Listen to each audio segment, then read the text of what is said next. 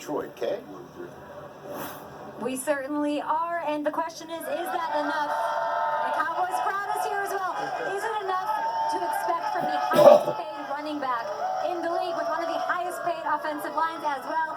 The Cowboys fans are here in full force because they know, like we do, how pivotal and crucial this game is, this win without Matthew Stafford on the other side for the Lions. But we just saw Zeke warming up. Is he the most important player on the field for the boys today? Well, he is, and he's out there early because they need to get him going early, and they didn't do that last week.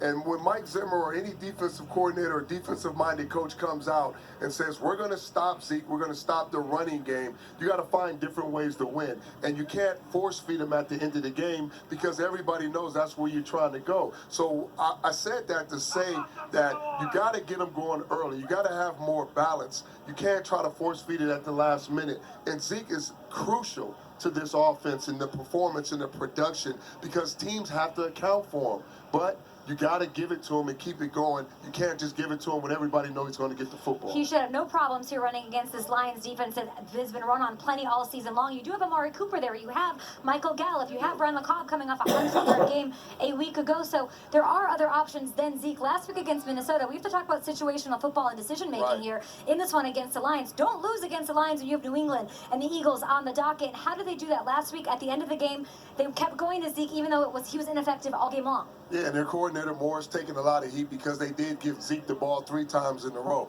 And I will say, like I said it before, coordinators will take away Zeke at some point, but you got to go at the hot hand.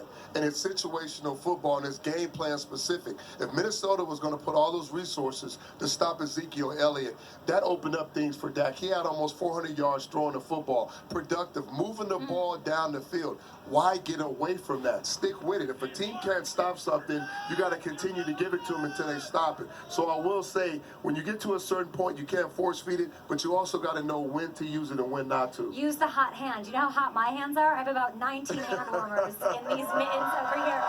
Is everybody ready? Yeah. The crowd is going crazy here. A huge game.